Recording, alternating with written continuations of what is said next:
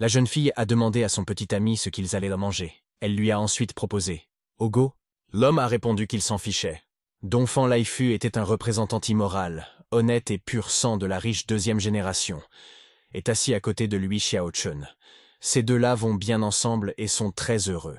Mais un simple coup de téléphone du père du garçon a fait voler en éclats toute leur idylle.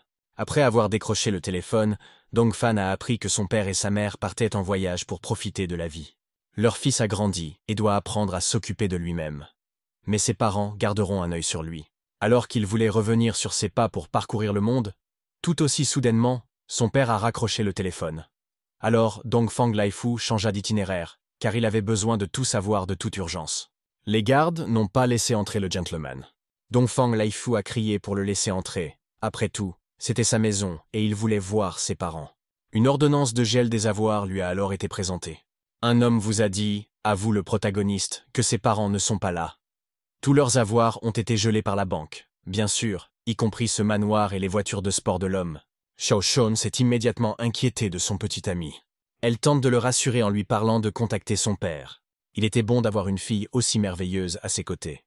Il était logique de supposer que ses parents avaient des ennuis, puisqu'il n'avait pas eu de nouvelles d'eux. Dongfang, il n'a même pas pu parler à ses parents. Xiao Shun a essayé de rassurer Greenhouse en disant que leur téléphone n'avait peut-être plus de batterie. C'était si bon de l'avoir à ses côtés et de le rassurer constamment. Ensuite, la jeune fille a fait visiter son petit ami et lui a dit qu'elle avait une surprise pour lui. Elle s'est adressée à sa famille. L'homme a dit à Laïf qu'il ferait partie de leur famille à l'avenir et qu'il prendrait soin de lui. Il n'y a pas lieu de s'inquiéter. Il s'avère que l'entreprise de son père a été rachetée par la famille Xiao Chun. Mais en raison des bonnes relations qu'il entretient avec elle, il s'est vu confier un rôle d'assistant. Il a demandé à son gendre de mettre de côté toute sa rancœur, car son père lui avait fait un si beau cadeau. Xiao Chun a répondu que son père était le plus honnête et qu'il l'avait donc laissé rester dans la famille. Son père avait dit qu'à leur retour, toutes les affaires de la famille seraient confiées à Life. Pour l'instant, il s'agit de faire du bon travail. Ces derniers temps, elle a lu beaucoup de romans d'amour dans lesquels le personnage principal est constamment maltraité. Les proches de la jeune fille utilisent leur pouvoir pour tout faire à leur manière, mais à la fin tout se termine bien. Et cela arrive aussi dans la vie. Xiao Shun voulait montrer au monde qu'il existait un véritable amour. Elle a suggéré que nous nous tenions la main et que nous surmontions ensemble toutes les difficultés. Peut-être que Xiao Chun l'aime vraiment, mais pas son père. Il ne peut même pas imaginer une telle image. Le chemin de la réussite et le conte de fées qu'il s'est inventé maintenant doivent être oubliés. Les parents ne veulent pas que tous les biens soient mis sous scellé. En plus de cela, la famille était entrée en action Xiao Shun. Il ne comprenait pas du tout ce qui se passait. Mais heureusement, il a encore des atouts à faire valoir. Il a couru jusqu'à la maison et essaya de reprendre son souffle. Par chance, ce n'est que récemment que son grand-père, peu fiable, a cédé la maison à Life. Papa lui a alors fixé un petit objectif. Si le taux de location annuel atteignait 90%, le droit de disposer des finances passerait à Life. Nous sommes aujourd'hui un peu plus du 28 juin, et l'objectif est presque atteint. Il a persévéré et a loué la propriété. Et maintenant, il va avoir une bonne vie. Mais tous ses espoirs ont été anéantis dès qu'il a pénétré dans le bâtiment. C'est comme si un ouragan s'était abattu sur l'endroit. Un homme se glisse derrière lui. Dès que Life il a été, a immédiatement paniqué, approché. Mais il se retourne et reconnaît immédiatement l'homme qui l'a accueilli. C'était le vieux Qian. Laifu était en colère, car il pensait que cet homme voulait même le tuer. Le vieux Qian est un directeur de banque chargé de superviser la réalisation d'un petit objectif fixé par son père. Selon lui, la nouvelle de la faillite du père du jeune homme s'était déjà répandue, et les locataires, craignant d'en pâtir, avaient déménagé. Il ne reste plus que des choses. Laifu ne comprenait pas du tout de quel type d'intimidation il s'agissait. Le vieux Qian compatissait à sa situation, mais il lui rappelait aussi que monsieur possédait encore tous les droits de propriété de l'immeuble Lifu. Il peut donc continuer à travailler dur pour atteindre son objectif au prochain trimestre. Enfin, il a dit qu'il avait foi dans le jeune maître. Puis, il est parti. Laifu se souvient que le certificat de propriété se trouve dans le coffre. Il a déjà tout fouillé, mais il n'y a pas de certificat. La protagoniste n'avait aucune idée de la manière dont elle allait se sortir de ce pétrin et de la manière dont elle allait atteindre son petit objectif.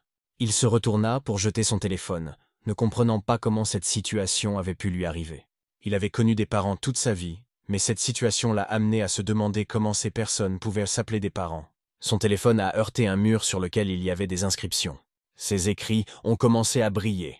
Il s'est protégé de cette lueur. C'est comme si un autre bâtiment était apparu au-dessus de la maison. D'autres n'ont pas réalisé ce qu'ils venaient de faire. Certains pensaient qu'il s'agissait d'un mirage. Il ouvrit les yeux et vit le panneau où son téléphone avait disparu.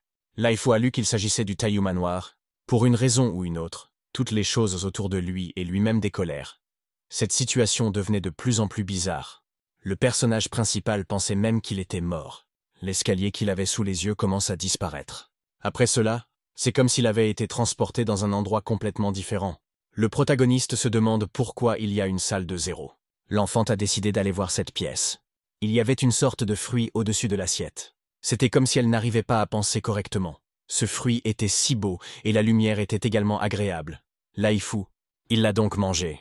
Pourtant, ce qu'il venait de manger était très doux.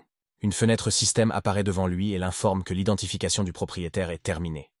Elle félicite l'utilisateur d'être le nouveau propriétaire et le nouveau cultivateur. Et le protagoniste se demandait si c'était là sa voie vers le succès. Il a obtenu le Taiyu Manoir, et il est aussi devenu un cultivateur. Soudain, il entendit un bruit provenant de la pièce. Une créature inconnue se trouvait devant lui, et la créature s'est immédiatement jetée sur Laifu. Le personnage principal a bien sûr été effrayé et a même pensé qu'il s'agissait d'un démon. Il ne voulait plus être un cultivateur et demanda s'il y avait un moyen de l'annuler. La créature s'adresse au type et lui demande où se trouve le manoir Taiyu. Laifu ne répondit rien. Bien sûr, c'était la première fois que cela lui arrivait, alors il ne savait même pas comment réagir. En même temps, la créature ne comprenait pas pourquoi ce type était assis par terre. Le corps de Laifu tremblait. Le personnage principal n'a prononcé que les mots « démon ». Au début, il n'a pas compris de quoi il s'agissait, mais après, il a regardé sa patte. Il était venu louer une chambre, mais il ne s'attendait pas à ce que l'énergie spirituelle soit aussi riche. Il en a donc abusé et a repris sa forme initiale. Il ne lui restait plus qu'à imaginer la forme qu'il avait auparavant, s'il était maintenant sous sa forme originelle. Mais soudain, il se souvient des paroles de ce visiteur. Il a dit qu'il était venu ici pour prendre une chambre. Puisque son manoir était devenu ainsi, l'apparition du démon était également logique. De toute façon, gagner de l'argent est la chose la plus importante pour survivre. En cette fin des temps où l'énergie spirituelle est rare, il y avait soudain un endroit avec une énergie spirituelle aussi riche. Il semble que cette fois-ci, son voyage s'est terminé avec succès.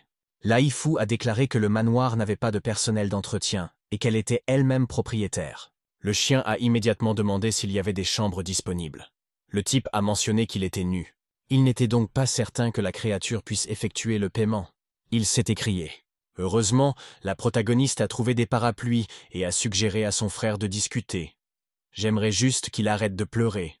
Ils sont arrivés dans la pièce avec des zéros. Après quoi, Life s'est vu offrir du thé. Il s'avère que ce loup de la garde démoniaque s'appelle Hashiki, et en ce moment, il a pris une forme humaine. Laifu remarqua que son visiteur était une sorte de husky. Il se présenta alors. Il renverse immédiatement la tasse. Surtout, il détestait qu'on lui invente des noms, comme à un chien. Bien sûr, il ne connaissait pas la race des huskies. Hashiki se souvint immédiatement de son nom. Il s'appelle comme ça, et pas autrement. Au même moment, Laifu posa sa main sur sa tête. Après cela, il s'est calmé. Le gamin a demandé au frère de Shiki relax, et de ne pas causer d'ennui. Hashiki avait hérité du sang-froid de ses ancêtres. Il était inflexible, courageux et fort. Et il était doué pour le travail d'équipe. Il s'est exercé dans les montagnes pendant 200 ans et s'est finalement transformé en humain. Avant de venir dans le monde des humains, le clan a prévenu que le monde est inconstant. Il est plein de dangers, et les humains sont des créatures cruelles. L'Alliance des 10 000 races a décrété qu'il était interdit aux démons d'utiliser la magie devant des humains ordinaires. Avant d'entrer dans le monde des humains, il doit donc apprendre à se comporter plus humblement. Ses proches lui ont demandé de porter au moins un pantalon et de ne pas se promener nu. Mais il ne s'attendait pas à ce que l'humilité dans le monde humain soit plus difficile que la culture. Il était constamment au travail. Et les revenus étaient maigres. Il ne comprenait pas les relations humaines. Son collègue de travail a dit au revoir à l'ouvrier. Hashiki a commencé à crier qu'il était un loup. Il se plaignait que le monde des humains était très compliqué et ne valait pas le Togo. Pendant ce temps, Laifu se livrait à des caresses en levrette, à la 18e manière. Le gamin se demandait ce qu'il allait faire. Il n'y avait pas encore pensé. Cela ne faisait que 10 ans qu'il vivait dans le monde des humains, mais sa force n'avait pas augmenté, ni même diminué. C'est pourquoi il avait honte d'y retourner. En passant, il s'aperçut qu'il y avait ici une riche énergie spirituelle qui convenait parfaitement à la culture. Ashiki demande si le loyer est cher. Il voulait vraiment s'amuser ici. Le type ne savait même pas quel prix il devait demander. Soudain, les fenêtres du système sont apparues devant ses yeux. Elle indiquait que le propriétaire du manoir était Dongfang Laifu. Il possède un étage et 6 chambres. Mais il n'y avait pas de locataire. Il y avait des caractéristiques pour les résidents, à savoir la vitesse d'entraînement du manoir est augmentée d'1.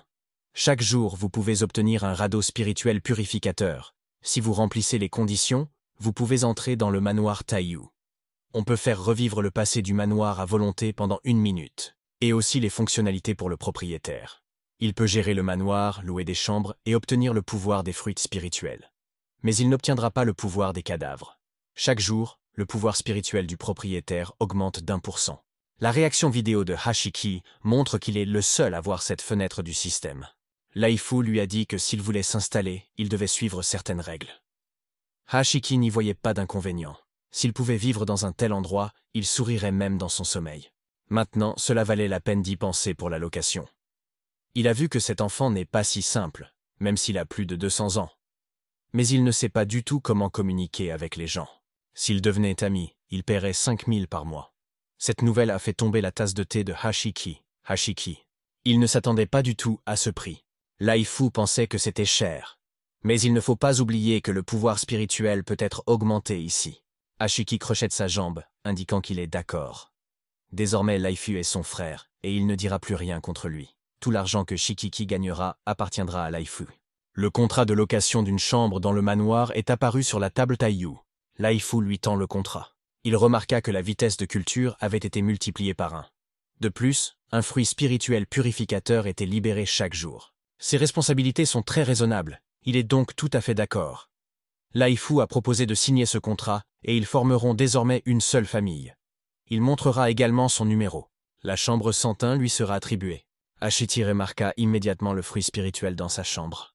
Laifu s'enquit de l'utilité de ce spirituel fœtus. Shitse révéla que la chair spirituelle, en petite quantité, pouvait améliorer les qualités innées d'un cultivateur. Elle pouvait être consommée sans restriction, bien que l'effet soit de plus en plus faible à chaque fois. Il décida de tester son intuition dans la chambre 102. Même si personne ne vivait dans cette pièce, un fruit spirituel y apparaîtrait chaque jour. Le protagoniste a rassemblé des fruits spirituels dans plusieurs pièces et a proposé de les manger ensemble. Les larmes sont même apparues lorsqu'il s'est rendu compte que Ashiki Laifu était un véritable ami. Laifu m'a dit que ces fruits se marient très bien avec le vin. Shiki pensait que c'était du gaspillage. C'est pourquoi il est préférable de boire davantage. Un peu plus tard, ils étaient déjà tous les deux ivres. Laifu a demandé à être appelé Dongfang à l'avenir, mais Shiki l'appelait toujours « frère Laifu » et lui a dit de l'appeler Erha le lendemain matin. Laifu se réveille et ne se rend pas compte de l'endroit où il a dormi. Ensuite, il a vu un démon près de lui et a été immédiatement effrayé. Il a frappé Shiki en plein visage, le traitant de monstre. Shiki se serra la joue, ne comprenant pas pourquoi Laifu l'avait frappé. C'est alors que le protagoniste se souvint de son ami. Shiki qui regarda Laifu avec mécontentement. Laifu se souvenait de ses paroles sur le fait qu'il n'était pas un chien. Mais comment l'expliquerait-il alors? Il est encore plus ressemblant maintenant. C'est clairement un husky. Shiki commença à affirmer qu'il hurlait comme un loup. Il emmènera Laifu dans les montagnes, et il verra par lui-même. Dès que le gamin a montré le fruit spirituel, il s'est immédiatement tu. Laifu lança le fruit spirituel et Shiki l'attrapa. Shiki se trompe clairement s'il pense qu'il est un loup. Il se comporte comme un chien. Le personnage principal s'est étiré et n'a même pas ressenti de fatigue. Il semble que ce soit le pouvoir de la culture. Un livre lumineux est apparu devant lui. Il s'agit du manuel gestion des résidents de l'appartement Taik Sud, la version du premier étage. Ce guide a été spécialement conçu pour faciliter la gestion des résidents par le protagoniste. La personne qui a préparé ce manuel s'attend à ce que le propriétaire entretienne de bonnes relations et une bonne communication avec les résidents. S'il est confronté à des accès de colère, ce guide propose la solution suivante. Il faut simplement frapper. Il était un peu perplexe face à ces conseils. Soudain, quelque chose du livre a été instillé dans son corps. Laifu sentit même son corps devenir plus énergique. C'était formidable. Par la suite, l'enfant a remarqué que les pages du livre commençaient à se tourner d'elles-mêmes. Pour que Laifu puisse résoudre complètement le problème, il doit examiner attentivement ce guide et utiliser les capacités des résidents. Il se souvient même d'avoir vu les informations sur les appartements. Le propriétaire pourrait utiliser les capacités des résidents. Il voulait voir les informations sur l'appartement. Il l'a donc dit à haute voix. Mais rien ne s'est passé. Il a essayé d'appeler le système, les appartements de Taixiu, ou même le panneau d'information. Mais rien ne sort. Alors pourquoi les informations sur l'appartement ne sont-elles pas affichées? A-t-il vraiment besoin de dire « Sésame » ? Et ça a marché. Laifu pensait que c'était une sorte de maison de fous. Le système affiche les occupants du premier étage. 100 au premier étage et chambre. A et qui, homme, loup. Les conditions pour le propriétaire de l'appartement dit d'avoir un manuel de gestion des locataires pour la version du premier étage. Posséder le statut de propriétaire d'appartement. Il a le droit de convoquer les locataires à l'aide d'un porte-clés. Et il est possible d'obtenir accidentellement la capacité d'un des locataires. Dans le même temps, les capacités des locataires ne seront pas réduites. Il a acquis une capacité appelée l'âme de lune. Il s'agit de la capacité du loup à vénérer la lune en utilisant l'énergie spirituelle. L'utilisateur peut canaliser le pouvoir du soleil et libérer la lame de lune. Laifu a décidé de mettre cette capacité à l'épreuve. Il était en effet capable d'exécuter cette technique. Mais au même instant, elle disparut. Laifu est déçu de voir que c'est tout. Il sentait même que son énergie spirituelle était déjà épuisée. Ce n'était donc pas la technique qui était faible, mais il n'avait pas assez d'énergie spirituelle pour la technique. C'est pourquoi il faut bien s'entraîner. Il y a 5 chambres vacantes au premier étage. Nous devons donc trouver quelques locataires supplémentaires. De préférence, il s'agira de cultivateurs ayant de solides compétences. Il a ouvert l'ordinateur portable. Le protagoniste ne peut tout simplement pas s'asseoir et attendre que les locataires viennent à lui. Il doit agir de lui-même. Life a trouvé des informations. Et avant cela, ils ont décidé de prendre un petit rafraîchissement. Il a cherché sur Internet et a découvert qu'il s'agissait d'un endroit où il se passait souvent des choses étranges. Ensuite, il a demandé ce qu'il en pensait Shiki. Shi renifla. Et il lui sembla qu'il s'agissait d'un produit tout à fait ordinaire. Le protagoniste suggéra d'attendre pour le moment, car il pourrait retrouver quelque chose plus tard. Shia lui répondit que même si cela arrivait, ce serait probablement à l'alliance des 10 000 races d'en décider. Liv se demandait de quel genre d'alliance il s'agissait. Il en avait déjà entendu parler, mais le nom lui donnait la chair de poule. Wolf a révélé qu'il s'agissait d'une organisation très puissante. Pour que les cultivateurs et les gens ordinaires puissent vivre en harmonie, les dirigeants des deux parties ont signé un accord de non-agression. Par conséquent, les cultivateurs ne doivent pas révéler leurs capacités aux gens ordinaires. Laifu se demande si même les démons respectent docilement les termes du contrat. Bien sûr, il y a aussi des renégats appelés anormaux. Mais il n'y a pas que les démons. Il y en a aussi beaucoup dans le monde des humains. L'Alliance des 10 000 races dispose d'un service de police appelé l'Alliance des rencontres. Elle est spécialisée dans la lutte contre les anormaux. Et il y a beaucoup de loups parmi eux. Laifu a commencé à plaisanter sur la fois où Shiki a montré sa forme pour l'effrayer. Et il s'est avéré qu'il avait enfreint les règles. Shiki a commencé à expliquer qu'il n'avait pas pu s'en empêcher lorsqu'il avait vu les appartements Taixiu. C'était un accident. Il caressa la tête en lui disant que même si ces gens l'attrapaient, Shiki Laifu parlerait en sa faveur. Après cela, le jeune voulait déjà parler des appartements. Shiki déclara fièrement que était désormais Laifu son frère. Les affaires du frère et les siennes. Puisqu'ils avaient mangé, ils devaient se remettre à cultiver. Il a ensuite couru payer la facture. Pendant ce temps, une jeune fille qui mangeait tranquillement a été accostée par 2 hommes qui lui ont demandé de quitter son wecha. Mais elle leur a dit calmement « non ». La fille n'a même pas fait attention à eux. Apparemment, ces 2-là ne l'intéressaient pas. Cela a mis l'homme très en colère. Il a même dit que c'était un manque de respect. Mais elle ne s'est intéressée qu'à sa nourriture. La jeune fille a affirmé qu'il avait gâché sa soupe. Ce ton commençait à l'énerver encore plus. Laifu décida d'intervenir à son tour. Dans d'autres cas, cependant, l'homme a tenté de rassurer son ami, en lui demandant ce qu'il voulait obtenir d'elle. Il voulait toucher la jeune fille, lui dire de ne pas avoir peur, car il la protégerait. Laifu a exigé qu'il la laisse en partir. Mais il s'est avéré qu'il n'avait même pas besoin de s'impliquer dans cette affaire. Cette fille pouvait se défendre calmement malgré son apparence plutôt fragile. Après s'être occupée d'un homme, elle s'est occupée du second en lui donnant un coup de coude. Elle marche sur l'homme battu, exigeant qu'il se comporte de manière plus respectueuse. Laifu s'aperçut que cette fille était féroce. Alors, en entendant ces mots, elle s'est immédiatement tournée vers lui et a même pensé qu'il était dans le coup avec ces 2-là. L'homme a commencé à paniquer et a essayé d'expliquer qu'il n'était pas avec eux. Mais soudain, l'homme battu a commencé à prétendre qu'il avait payé 1000 yuan pour qu'il retrouve Chao la jeune fille. C'est alors que Laifu a décidé de se faire passer pour le héros qui a sauvé la belle. Le personnage principal a commencé à crier que les 2 mentaient. Il n'a même pas pensé à la tromper. La fille s'est demandé s'il la prenait pour une idiote. Laifu a continué à affirmer qu'il n'avait pas engagé ces personnes. Elle l'a immédiatement frappé du pied, souhaitant que cette ordure meure. Soudain, ils entendirent un cri qui demandait à Sir Yueliang de ne pas le faire. C'est Shichi qui lui a dit que tout le monde ici était à lui, et il lui a donc demandé de ne pas se vexer.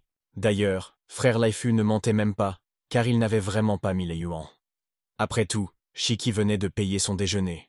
Le protagoniste lui demanda de ne pas crier sur les toits. Les agresseurs de l'homme l'ont même traité de mendiant. Laifu lui a crié de se taire. Le deuxième homme a tenté de quitter les lieux. Mais la jeune fille l'a vu. Elle lui lance immédiatement ses baguettes. Les bâtons frappèrent son corps, après quoi il tomba au sol. Shichi et Laifu furent choqués par son ingéniosité. Han Yuelin a 23 ans, et elle est un être humain. Officier de sécurité et membre du conseil d'administration de l'Imperial Duty Company. Diplômée d'une école métropolitaine. Une aspirante cultivatrice. L'Imperial Duty Company est membre du clan le plus important du monde des cultivateurs, Safe Island. Le clan promeut les styles martiaux. Quant à la sécurité de l'île, c'est le clan le plus important du monde des cultivateurs, avec tous les disciples qui progressent dans les styles martiaux.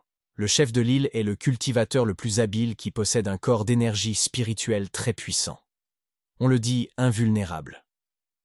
Mais Yuelian n'était pas faible de naissance.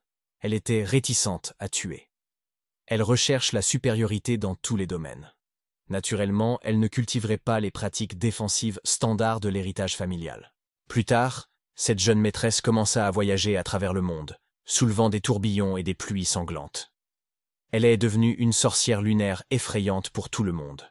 Toute la journée, elle tue des démons et toute la ville a peur d'elle. Il est déjà tombé dans ses griffes une fois. Ces événements lui ont même arraché des larmes. Heureusement, Shiki est gentil et honorable. Il est également plus intelligent que les autres, et il a donc été libéré.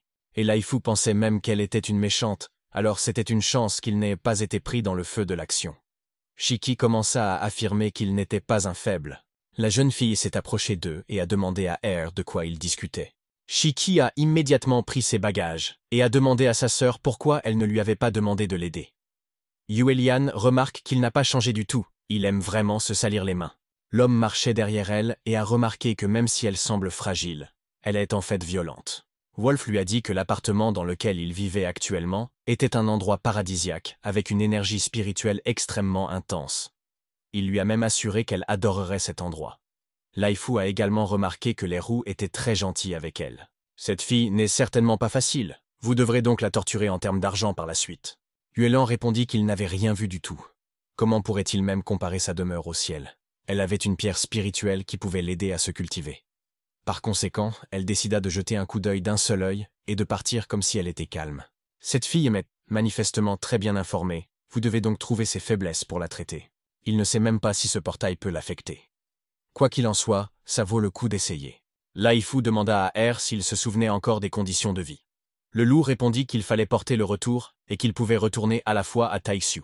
Elle ne s'attendait même pas à ce que ce manoir possède également un portail. Il a prononcé plusieurs fois le mot « retour ». Mais même après une minute, rien ne se passe.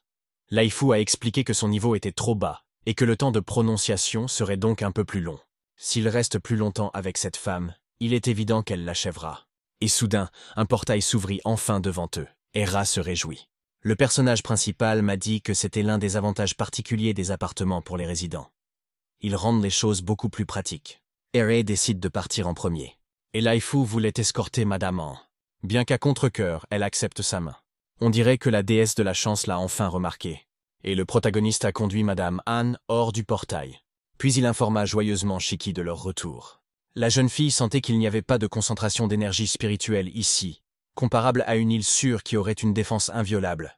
Et aussi une énorme réserve d'énergie spirituelle. Elle s'est emportée pendant une seconde. Ensuite, elle a essayé de se ressaisir, car elle avait vu le monde entier. Ensuite, les gars ont remarqué que Shi pleurait qui. Il pleurait à cause de son pouvoir spirituel.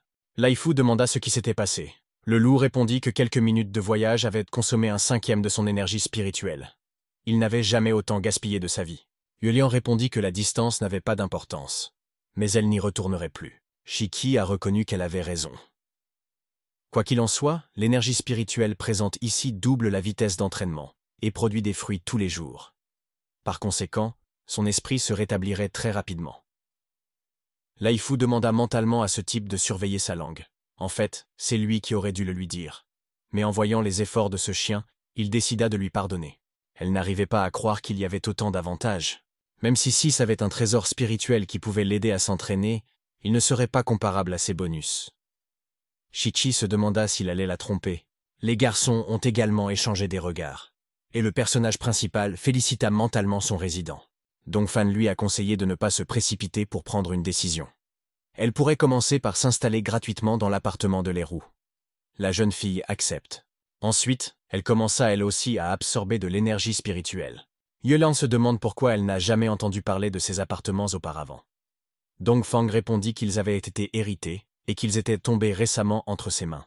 Elle a convenu que l'endroit est généralement approprié pour y vivre. Il est donc temps de discuter du loyer. S'il baissait le prix du loyer, il risquait de ne pas être à la hauteur de cette jeune maîtresse.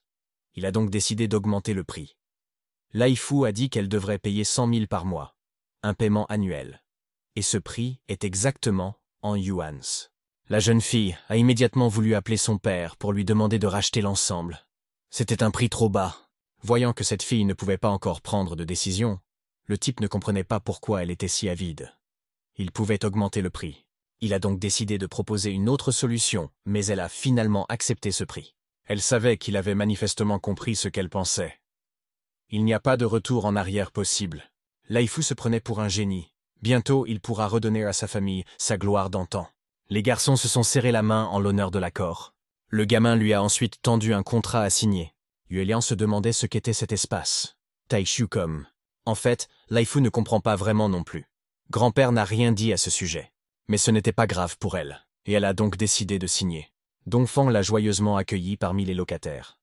Elle peut désormais emménager officiellement dans l'appartement. Yuelian répondit qu'il l'aiderait à transporter les bagages d'A.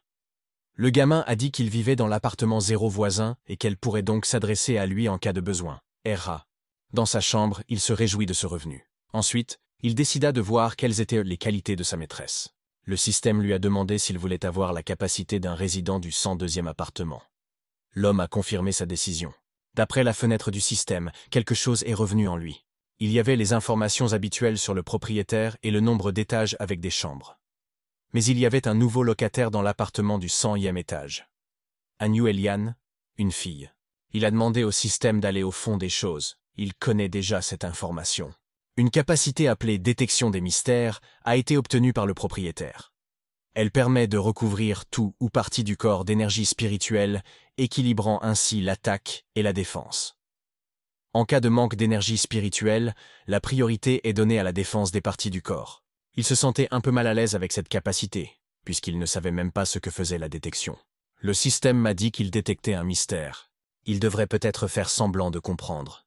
Il n'a rien obtenu de cette information. Il a ensuite rappelé que lorsque l'énergie spirituelle fait défaut, les organes vitaux sont prioritaires. Cette situation commençait à l'énerver, car selon toute logique, il aurait dû protéger sa tête. Le système m'a alors indiqué que vous ne pouviez protéger qu'une seule partie de votre corps de manière aléatoire. Il décida de ne pas s'y attarder. De toute façon, il devrait d'abord vérifier le niveau de protection. S'il ne se montre pas dur avec lui-même, comment peut-il voyager? Il décide d'essayer de percer cette défense. Il s'est avéré qu'il s'agissait d'une excellente défense.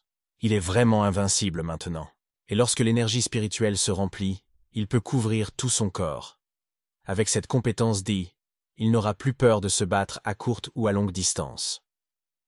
Attaque-défense. Sauf que la présentation est un peu décevante. Shiki accourt et lui explique qu'il y a un problème. Heureusement, l'énergie spirituelle s'était épuisée. Il ne devait donc pas trop s'inquiéter de la défense. Wolf demanda à frère Lai Fu ce qu'il faisait.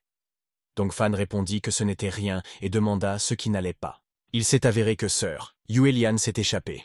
Il se demandait où elle avait pu s'enfuir. Sa mine d'or ne pouvait pas s'échapper aussi facilement.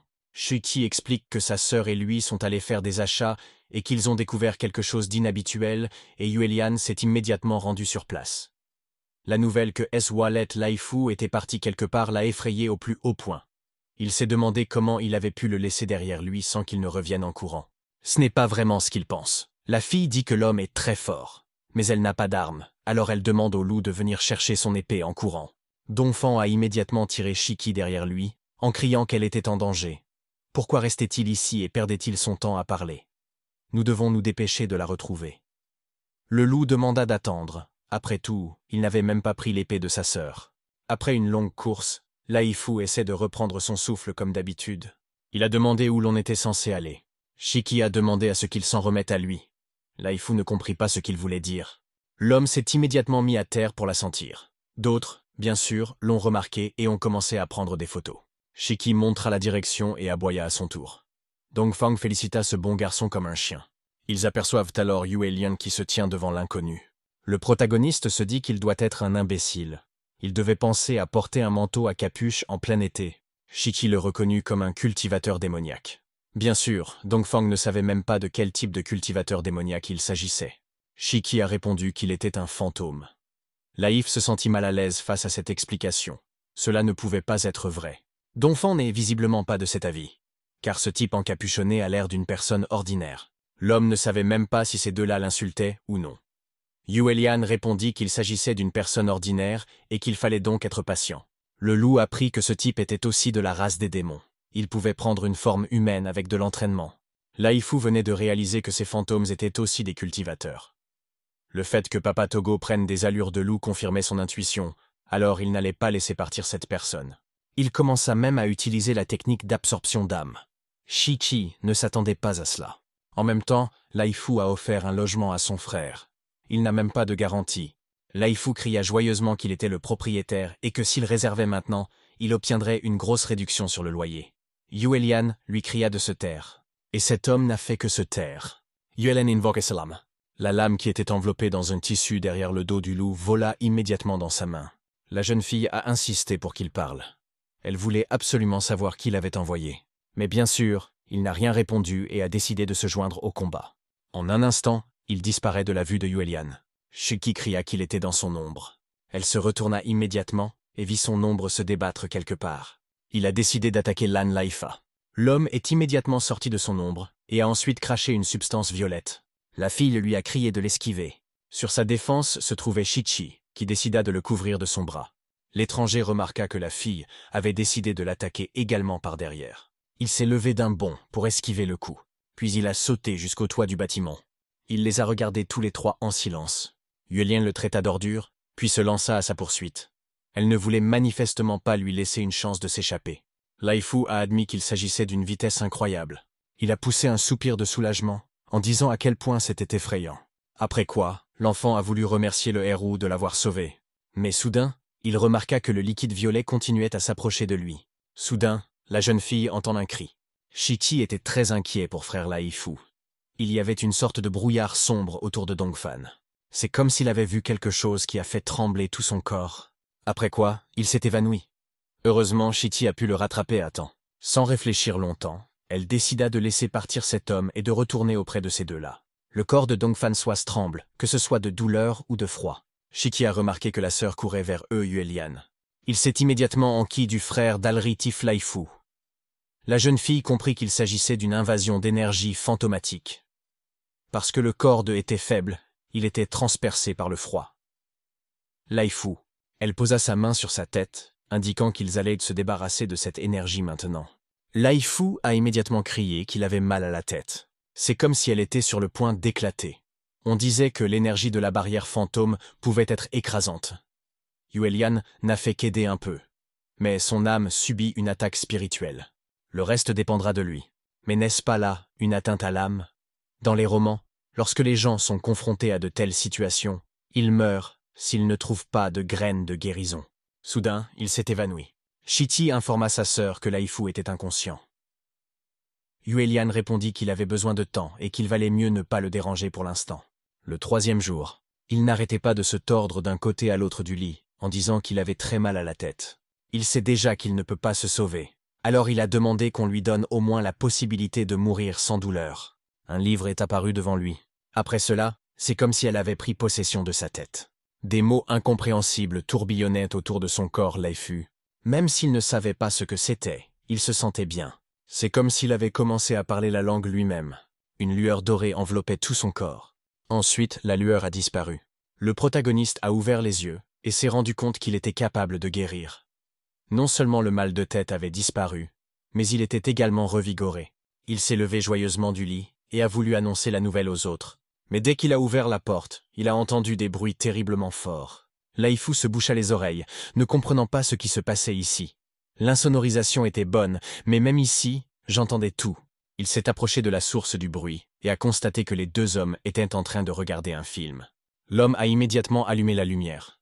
Yuelian et Shiki n'aimaient pas que quelqu'un interrompe leur repos. Laifu demande si quelqu'un peut expliquer ce qui se passe ici. Shiki montra sa sœur du doigt. Yuelian leva la main et dit que tout serait expliqué. Mais avant de le faire, elle a demandé si Laifu n'était pas censé être dans le coma. Et le protagoniste a proposé de répondre d'abord à sa question. Il était trop spacieux. Alors elle n'a fait qu'ajouter un petit détail. De plus, la jeune fille a demandé à ne pas être remerciée pour cela. Mais un tel arbitraire ne lui plaît pas. Elle ne l'a même pas consulté, lui qui est le propriétaire. Yuliana a répondu qu'il n'était pas nécessaire de régler. Elle a donc décidé de donner 1 million en guise de compensation. Laifu a immédiatement changé d'attitude. Puisqu'ils avaient tout changé, ils n'accepteraient pas de paiement. Après tout, ils avaient déjà beaucoup dépensé. Elle l'avait même sauvée hier, et ils ne pouvaient toujours pas la remercier. Elle était fatiguée d'écouter tout cela. C'était en fait la faute de s'il se trouvait dans une situation aussi dangereuse. Qu'il aille donc s'acheter quelque chose de nourrissant. Yuelian. Shiki conseilla à frère Laifu de s'humilier, sinon sa sœur se mettrait en colère. Laifu a accepté de dépenser l'argent pour acheter de la nourriture. La prochaine fois, elle ne le laissera pas faire. Cela se voyait à son attitude sérieuse. Par la suite, la jeune fille s'est souvenue qu'il n'avait jamais répondu à sa question. Comment il s'était amélioré. Il ne le sait pas vraiment lui-même. Quoi qu'il en soit, il a au moins dormi un peu. Son corps semble avoir surmonté le mal par lui-même. Bien sûr, ces deux-là n'ont pas cru à ses paroles. Ils semblaient avoir affaire à un véritable talent. Les attaques des cultivateurs fantômes contiennent principalement de l'énergie yin et froid. Elles ont la capacité d'endommager l'âme. Et puisqu'il a pu se rétablir si rapidement, il doit être vraiment spécial. Il aimait beaucoup les mots qui disaient qu'il était spécial. Laifu voulait vraiment que ce type vive ici, car il pourrait ainsi accroître sa propre force. À ce rythme, il sera bientôt le nouvel homme de fer. Il sera riche, très célèbre et compétent. Il a déclaré avec enthousiasme qu'une déviation dangereuse de la norme ne devrait pas être laissée sans examen. Yuelian lui suggère d'économiser ses forces. Shiki répondit que son frère semblait un peu arrogant. Laifu ne répondit rien à cela. Mais au fond de son cœur, il était attristé. Et le protagoniste a reconnu que ces deux-là ont raison, et qu'il ferait mieux de travailler à la maison. Il se sentait triste de n'avoir ni argent ni compétences. Il est dommage qu'il soit tombé si bas. Yuelian remarqua son état et lui demanda si elle n'était pas trop directe. Shiki pensa qu'elle essayait de faire de son mieux après tout. Elle n'aimait pas vraiment cette situation. Alors elle arrêta Laifu. Elle sentait qu'il atteindrait bientôt le royaume de la source spirituelle, et qu'elle l'emmènerait bientôt avec elle. Cette nouvelle l'a immédiatement réconforté. Le garçon a demandé s'il disait la vérité. Un sourire est apparu sur son visage, et elle a affirmé que c'était vrai. Il a même été un peu gêné. Il a couru dans sa chambre, et a dit que vous vous attendiez à de bonnes nouvelles. Laifu pense que cette fille est gentille et belle. De plus, elle a de bons antécédents. Mais il doit savoir garder son sang-froid. Pourtant, elle a l'air d'être une sainte. Une semaine plus tard, le système a félicité le propriétaire pour sa percée réussie. Il avait atteint le stade initial du royaume de la source spirituelle. Laifu pensait qu'il était un véritable génie. Il était également devenu un cultivateur. Il va maintenant voir qui d'autre est un handicap. Yuelian était mécontente que Shiki ne soit pas encore sorti. S'il ne sortait pas, elle donnerait un coup de pied dans la porte. Le type avait déjà couru vers elle en disant qu'il était déjà là. Là, ils aperçoivent Ananasi Laifu. Le personnage principal leur a souhaité une bonne matinée. Il leur a également demandé s'ils allaient sortir. Yuelian avait dit qu'ils attendraient qu'elle atteigne le royaume de la source spirituelle, n'est-ce pas? Ce n'est qu'à ce moment-là qu'elle sentit quelque chose, à savoir son énergie. Elle n'arrivait pas à croire qu'il avait déjà atteint le royaume de la source spirituelle. Comment était-il possible d'y parvenir si rapidement? Shiki pensait que ce frère était vraiment doué. Il semble aller à l'encontre du destin. La dernière fois qu'il l'a vu, l'énergie spirituelle du corps de Laifu était comme un petit pois. Et cela ne faisait qu'un demi-mois. Le protagoniste a répondu qu'il avait eu de la chance. Et pourtant, elle est un génie universellement reconnu. Mais il lui a fallu 3 mois pour accéder au royaume de la source spirituelle. Ce type n'a eu qu'un demi-mois. Laifu ne comprenait pas non plus comment cela s'était produit. Il s'était entraîné hier soir et avait réussi à percer. N'était-ce pas parce qu'il lui fournissait secrètement une force intérieure? Yuelian leva les mains, disant qu'il faisait de bons progrès et qu'il devait continuer. Le jeune homme répondit qu'il ferait de son mieux. Il se plongea dans ses pensées, ce qui lui prit encore quelques jours. Dans l'état actuel des choses, il aurait tenu 3 jours de plus. Et maintenant, il pouvait prendre la route. Ils portaient tous les deux des achats Liu Lian. Laifu demanda s'ils passaient tout leur temps ainsi. Shiki s'interrogea, se demandant à quoi il pensait avant cela. Il remercia également le fait qu'au moins il n'était pas seul cette fois-ci. Laifu demande ce qu'il en est de la recherche d'anomalies. Yuelian répondit qu'il les cherchait, simplement. Dongfang pensait-il qu'elle se promenait simplement? Pour son information, les anomalies se cachent dans les foules. Maintenant, il a tout compris. Il devrait donc se détendre et ne pas prétendre qu'il cherchait ces anomalies. La jeune fille lui a souhaité bonne chance. Mais d'abord, ils doivent se calmer. D'ailleurs, Laifu doit faire attention à ce qu'il dit, sinon quelqu'un pourrait en profiter pour attaquer après avoir entendu leur conversation. Le protagoniste répondit, en expliquant bien. 2 heures passèrent encore. Yuelian proposa de manger. Les gaz étaient trop épuisés. Les voyant tous bien grignoter, la jeune fille se demanda s'ils avaient pu repérer quelque chose. Elle a également demandé si elle s'étoufferait avec ce produit Shikshi. L'homme a répondu que bien sûr que non. Tous les membres de sa famille mangent ainsi. Puis elle s'est intéressée à Laifu. Il est intelligent et ce n'est pas un riche arrogant. Il est différent des autres. Son talent et ses actions la font douter. Il remarque le regard de Yuelian et lui demande pourquoi elle ne mange pas. Elle a détourné le regard, gênée, en disant qu'elle était au régime et qu'il fallait les laisser manger seuls. Soudain, elle remarque quelque chose. La chance semble être de son côté aujourd'hui. La jeune fille leur a dit de manger et qu'elle reviendrait bientôt. Laifu dit à son frère d'arrêter de manger et lui propose de la suivre. Il a demandé au directeur de garder un œil sur la situation et de revenir bientôt. Elle a suivi l'homme qui a tourné au coin de la rue. Il s'est ensuite dirigé vers les distributeurs de nourriture et de boissons. Dès qu'elle s'est approchée un peu plus, l'homme s'est immédiatement retourné car il a senti sa présence. Juliane sentait que son énergie était étrange et sinistre.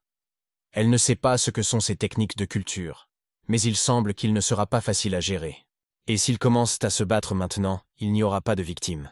L'homme savait que cette fille était venue pour lui. Il a donc fait un geste pour aller ailleurs.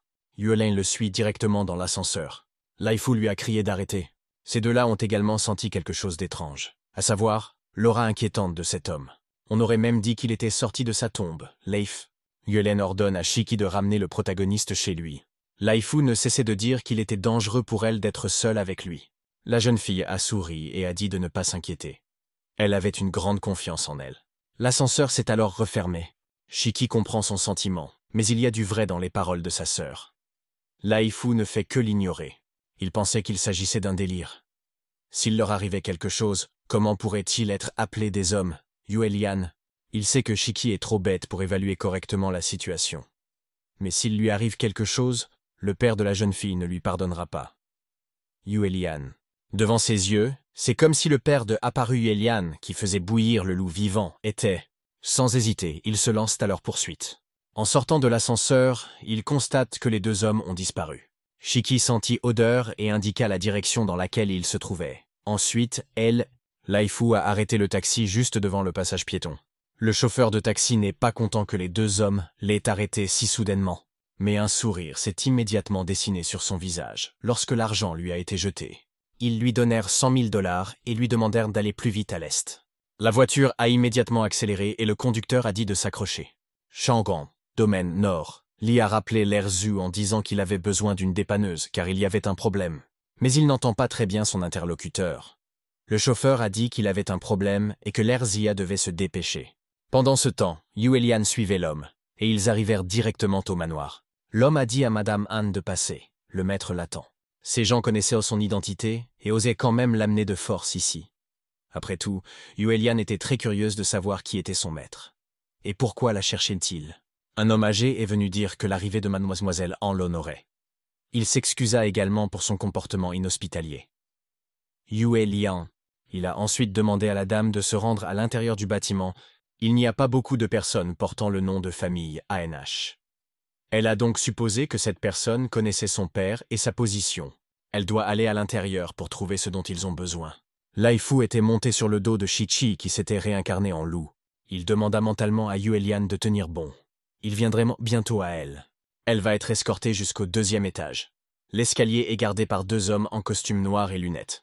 La jeune fille remarqua que ces personnes en noir étaient au stade initial du royaume des sources spirituelles.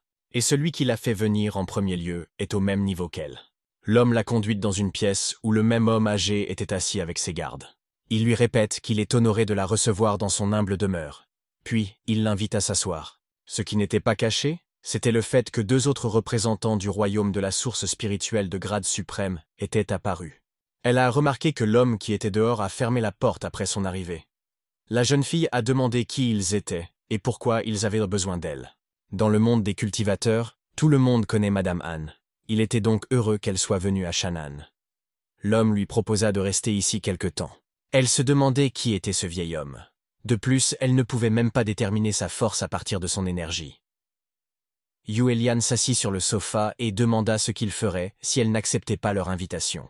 Streich répond qu'il n'est qu'en mission, et qu'il vaut mieux ne pas le mettre en difficulté. Bien sûr, c'est le vieil homme qui cache intentionnellement son pouvoir. Mais l'énergie sinistre suggère que leurs intentions ne sont pas bonnes du tout. Elle s'est rendue compte que son père était à nouveau traqué. Si son père a beaucoup d'amis, il a encore plus d'ennemis. Tous veulent la prendre en otage pour que son père puisse danser à leur rythme. Et cela l'a vraiment énervé. Pourquoi ces gens ne pouvaient-ils pas la laisser tranquille? Il a demandé à la maîtresse de rester avec eux pendant quelques jours. Bien entendu, si elle avait besoin de quoi que ce soit, elle pouvait en parler librement. Soudain, ils remarquent tous un bruit parasite. Le vieil homme ordonna de voir immédiatement ce qui se passait. Il a également demandé à la dame de ne pas s'inquiéter, car ces personnes se débrouilleront. Elle se rendit compte que ces 2 imbéciles étaient vraiment déterminés à la sauver. Le vieil homme pensait-il vraiment qu'elle avait accepté son invitation? Et pourquoi n'a-t-il pas demandé son avis d'une manière ou d'une autre? À la dernière seconde, il réussit à esquiver le coup. Ensuite, il a lancé un talisman de suppression des démons. Elle voulut immédiatement détruire ce talisman. Mais une main est apparue derrière elle, voulant l'attraper. Bien sûr, la jeune fille a pu l'esquiver calmement. Elle atterrit ensuite sur le sol devant son nouvel adversaire. Il était désormais évident qu'il pratiquait la culture démoniaque. Elle était déterminée à se débarrasser de ces salauds. Shitty reconnaît que c'était bien dit. Puisque la sœur les réprimandait autant, elle devait être capable de comprendre. Il a souhaité la bienvenue à l'auditoire pour le cours de culture express de Shiki. Dans le monde de la culture, humains, démons, esprits, fantômes et autres races s'allient, mais chacun évolue à sa manière. Cependant, il y a toujours des gens qui cherchent la facilité, et ils développent donc d'autres techniques de culture. Afin d'augmenter leur niveau, ils tuent d'autres races et même leurs propres parents. De toute évidence, les 2 personnes qui se trouvent devant Yuelian sont exactement le même genre d'ordure. Et voici un fouet de contrôle des esprits. Comme son nom l'indique, il s'agit d'un artefact de bande utilisé pour contrôler les esprits. En rabaissant les esprits, les gens les poussent à émettre de la colère et attirent la colère sur eux, et ensuite transformés en un esprit maléfique inconscient qui est utilisé pour attaquer l'ennemi. Mais l'oncle au visage étiré n'est pas mieux. Il cultive une pratique spéciale qui permet d'absorber les esprits dans son corps et d'en recevoir une amplification. Même si la sœur a dit qu'elle pouvait s'en occuper elle-même, ça ne marcherait pas comme ça. Il voulait lui aussi participer au combat. Shiki utilisa sa technique appelée lame de lune. Il y avait 2 personnes devant Life. Il ne savait même pas ce qu'il devait faire maintenant. Yuelian disait qu'il était déjà bien entraîné, mais Shitsi décida de procéder seul. Comment cela se passe-t-il? Les gardes réalisèrent que cet homme était comme eux, c'est-à-dire au stade initial du royaume de la source spirituelle. Mais il était trop arrogant. On ne savait pas d'où lui venait cette confiance. Il y avait certainement une sorte de piège ici. Il a demandé à de Leif tenir bon. Il s'occuperait de ces gens et les aiderait ensuite. Mais le fait qu'il ait été distrait aurait pu signifier beaucoup pour lui. Heureusement, il a eu le temps de réagir. L'homme a dit que s'ils restaient debout, il les donnerait à l'ancien. Ils ont décidé d'attaquer ensemble. Une fois que le protagoniste s'est engagé sur la voie de la culture, il n'appartient plus à ce monde. Mais il allait essayer de faire quelque chose puisqu'il était entré dans la première étape de la voie de la culture. Laifu les a immédiatement attaqués. Le garde lui a donné un coup de poing dans l'estomac. Il n'allait pas non plus se laisser faire si facilement, et il contre-attaqua. Il continue à échanger des coups avec eux. Ce type s'est surestimé. Il n'aurait pas dû narguer ces 2-là. On lui a conseillé de ne pas bouger, parce qu'au moins son cadavre aurait l'air décent. Shiki avait raison. Les gens ordinaires s'appuient sur la force brute plutôt que sur leurs compétences. Il dit au garçon qu'il s'est échauffé. Maintenant, le vrai combat va commencer. L'énergie commence à s'accumuler autour du poing du garde, qui décide alors de mettre fin à ce combat d'un seul coup de poing. Cela ne fit qu'encourager encore plus de Laifu. Leurs poings sont entrés en contact, puis il s'est engagé. Le tonnerre a éclaté. La main de l'homme était dans un état lamentable. Il ne s'attendait manifestement pas à une telle force de la part d'une personne du même niveau que lui. Profitant de la confusion de l'homme, Lai Fu l'attaque avec son pied. Il a été choqué par l'état de son partenaire. L'homme ne comprenait pas ce qui lui arrivait. Et comment il pouvait faire ça? Cet imbécile n'a encore rien compris. Mais si les mots n'ont pas fonctionné, pourquoi les plaindre? Il tente de provoquer l'homme en le traitant de poule mouillée. Lai Fu avait déjà compris tout le système de leurs attaques. Il fallait se dépêcher, car il n'avait plus beaucoup de temps à perdre. Il tremblait de colère, car ce type utilisait sans aucun doute des techniques sournoises. Il décide alors de lui montrer sa technique. Lai Fu n'en revenait pas. Se pourrait-il qu'il ait lui aussi une sorte de capacité? Cette technique consiste à lancer des objets sur l'adversaire.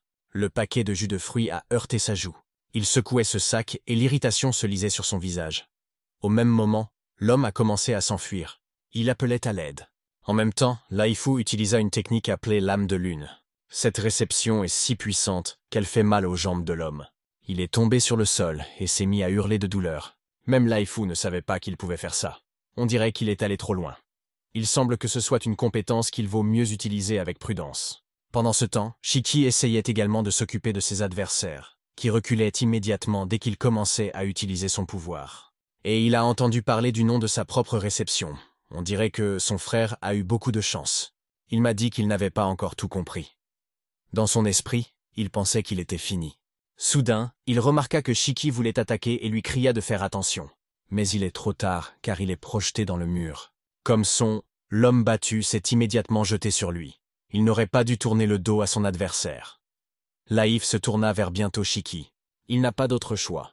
Nous allons devoir riposter. À cause de cette attaque, il y a eu comme une explosion qui a jeté les gars l'un contre l'autre.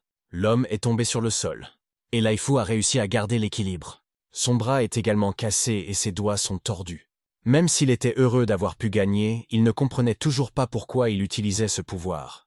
Il y avait aussi un homme derrière lui, qui se préparait à attaquer. Il y avait dans sa main une énergie spirituelle concentrée qui voulait la mort de ce sale type. Heureusement, Shiki a eu le temps de se transformer en loup et d'utiliser sa compétence sur cet homme. Il a coupé l'homme en deux. Lai Fu remarqua que ce loup courait droit sur lui. Mais il est passé en courant et s'est jeté sur un autre homme, les yeux rougis. Bien sûr, c'était la première fois qu'il voyait quelqu'un ronger un humain sous ses yeux laifus. Il tomba sur le sol et son corps se mit à trembler. Shikiki était comme s'il avait perdu la tête. Le protagoniste a crié son nom et demandé à écouter dès qu'il a vu le regard du loup se poser sur lui. C'est comme s'il commençait à reprendre ses esprits. Après cela, Shiki reprit sa forme humaine, complètement nu. Voyant cet état, il s'est immédiatement précipité vers son ami pour lui demander comment il se sentait. Il l'a pris dans ses bras et l'a supplié de se réveiller. Il avait même les larmes aux yeux. Lai Fu pensait que tout était de sa faute. Il a lui aussi décidé de doubler l'indemnité seulement s'il se réveillait. Soudain, il lui a dit qu'il n'était pas si facile à tuer et qu'il n'y avait donc pas lieu de s'inquiéter. Mais il était bon qu'il se réveille. Shiki prit les vêtements des hommes meurtris pour éviter de courir tout nu. Et Lai Fu remarqua que l'auto-entraînement avait porté ses fruits. Selon lui, de nombreuses techniques sont transmises de génération en génération dans la famille Han. Donc Lai Fu ne devrait même pas penser à être plus cool que sa sœur maintenant. Dès que Lai y a pensé, il s'est rendu compte qu'il était du même niveau que la lune. Yuelian. Le vieil homme a demandé à madame pourquoi cette torture. La meilleure chose à faire est de se rendre d'une bonne manière. Mais dans la tête du vieil homme flottait un artefact spirituel recouvert d'un pouvoir sinistre. Les vêtements de Yuelian ont été découpés. À côté de l'homme, il se tenait près des deux marionnettes. Il est très difficile pour elle de s'opposer à ces personnes. Elle s'aperçoit qu'elle est attaquée par ces marionnettes. La jeune fille fendit facilement les ennemis d'un puissant coup d'épée, laissant derrière elle une traînée dorée éblouissante. En un instant, les marionnettes s'éparpillèrent. Il semblait que la victoire était dans sa poche. Cependant, les marionnettes étaient de nouveau en formation. Elles se rétablirent rapidement. Esmo Yuelians ne leur avait même pas porté de coup. En voyant toute cette situation, elle admet même que cette créature est très difficile à vaincre. Et elle se rend compte qu'ils ne veulent pas la voir morte. Le vieil homme sourit sournoisement, disant qu'il n'avait aucune raison de contrarier la famille Han. Par conséquent, il ne la tuerait pas. Elle était ennuyée, car elle ne comprenait pas pourquoi on la gardait ici. Ce volume a rendu le vieil homme encore plus furieux. Il a demandé à ne pas être contraint d'utiliser la force. D'un seul geste, il a fait en sorte que les marionnettes l'attaquent à nouveau. D'un geste de la main, elle a disséqué ces marionnettes à de nombreuses reprises, laissant subsister les marques d'entaille sur leur corps. Au même moment, un autre adversaire l'attaque. Elle remarqua son intention et put facilement s'éloigner de sa main. Le vieil homme semblait fatigué de la combattre. Il décida donc de se joindre au combat et d'en finir. Il lui insuffla une énergie sinistre. Dans cette situation, il lui serait difficile d'esquiver ce coup, mais soudain, un nouveau combattant entre en scène. C'était la même personne que Yue Lian avait suivi plus tôt dans la ruelle. Il était capable de dissiper cet art démoniaque. Il a immédiatement attaqué le vieil homme en criant qu'il allait lui ôter la vie. L'homme encapuchonné lui assène un coup rapide juste à l'endroit où se tenait le vieil homme. Mais l'homme réussit à sauter en arrière de la trajectoire du coup. Au même moment, Yule Liang courut derrière elle et lui demanda de retenir ce vieil homme jusqu'à ce qu'elle s'occupe de ses marionnettes. Il a couru devant les marionnettes. Après cela, c'était comme si le gars était encore plus déterminé à tuer ce vieil homme. Shiki et Lai Fu se précipitèrent au 2e étage pour rejoindre la bataille. Les gars ont immédiatement vu Yue Lian se battre avec 2 marionnettes et faire de l'autostop pour éviter une autre personne. Leur attention fut alors attirée par le même étranger que la dernière fois. Lui aussi s'est battu contre le vieil homme. Shiki demanda à Lai Fu de s'occuper de lui pendant qu'il aidait sœur Yue Lian. Après avoir dit cela, il se dirigea directement vers le centre de la bataille. Shiki demanda immédiatement à la jeune fille si elle allait bien. En même temps, Yulian ne comprenait pas pourquoi ces deux-là étaient si méchants. Après tout, elle leur avait dit de rester là et de ne pas la suivre. La louve était un peu dégoûtée d'entendre tous ces reproches dans la forme. Il s'inquiétait juste pour elle. Pendant ce temps, Yue Lian fait pivoter son pied pour frapper directement le menton de l'homme. Ensuite, elle a demandé que les 2 hommes repartent. Mais il était également clair pour un imbécile que personne ne penserait jamais à rentrer chez lui alors qu'un tel événement se produisait ici. Yue Lian le savait aussi. Dongfang Lai Fu, qui se tenait près de la porte, remarqua sœur Yue Lian et Shiki, qui se battaient vaillamment contre leurs ennemis. Il avait également remarqué que ce cultivateur n'était pas un invité. Mais Life se demandait comment il était arrivé ici, et pourquoi il se battait contre ce vieil homme. Le vieil homme a déclaré qu'il avait épargné la vie misérable de ce garçon, mais il a décidé de revenir. Veut-il vraiment devenir lui aussi l'un des esclaves du vieil homme? Le garçon, comme s'il était plus en colère, dit à Jugi que ce jour serait son dernier, et qu'il était venu ici pour venger sa famille. Jugi pensait qu'il était trop sûr de lui, il allait donc payer pour sa farce. Au même moment, Yue Lian utilise la télékinésie pour contrôler son épée. Bien sûr, elle a remarqué la chance qui s'offrait à elle. Grâce à elle, elle pourrait enfin mettre fin à cette bataille. Yue Lian pointa son épée directement sur le talisman spirituel. Le type l'a remarqué aussi, et il est immédiatement apparu devant la boule pour l'empêcher de disséquer le talisman. Il était prêt à aller si loin qu'il a même laissé l'épée s'empaler. Alors que Yue Lian était confus par ce qui venait de se passer, l'homme ne pensait même pas à manquer cette opportunité. Elle n'a d'autre choix que de répondre à ce coup avec son propre poing. Après que leurs poings soient entrés en contact, Yue Lian activa une technique appelée Kara. L'homme pousse un cri de douleur, car ses doigts sont tordus. Malheureusement, elle a oublié de préciser que c'est au corps à corps qu'elle excelle. Mais ce secret n'est connu que des morts. C'est comme si une énergie spirituelle se mettait à bouillir autour d'elle, recouvrant tout son corps. Les marionnettes qui combattaient Nshiki sentirent cette puissance terrifiante. Elle les fit s'arrêter. Lai Fu a également ressenti ce pouvoir. Sa sœur est-elle vraiment si forte? Au même moment, Yue Lian lui assène sans relâche de nombreux coups de poing, qui laissent derrière eux une traînée dorée. On s'attendait à ce qu'elle s'occupe de cet homme très rapidement. Tout cela fut bien sûr vu par Jugi, dont le corps tremblait déjà de peur. Elle se tourna vers le vieil homme avec un sourire en coin, lui indiquant que c'était son tour. Jugi reconnut qu'il s'agissait d'un très bon coup. Bien sûr, il savait qu'il allait mourir. Alors il voulait voir si son armure pouvait résister au coup d'âme. Puisqu'il s'agit d'un coup d'âme, Lai Fu s'appuie également sur cette méthode de culture. Il se demandait même s'il serait capable de résister à ce coup. Le vieil homme remarqua le type qui se tenait derrière elle, et il semblait assez important pour lui. Il décida donc de l'effrayer d'abord, puis de profiter de l'agitation pour s'enfuir. Il a engagé l'énergie d'absorption de l'âme Yin. Yelen tendit immédiatement les mains, se préparant à bloquer ce coup. Mais ce à quoi elle ne s'attendait pas du tout, c'est que cette attaque la dépasse et vise directement Laifa. Shichi, bien sûr, a également remarqué que le coup de poing visait spécifiquement le protagoniste. Lai Fu se demanda s'il pouvait ou non résister à ce coup, mais cela ne signifiait pas qu'il devait agir tout de suite. Il n'était pas du tout préparé à cela.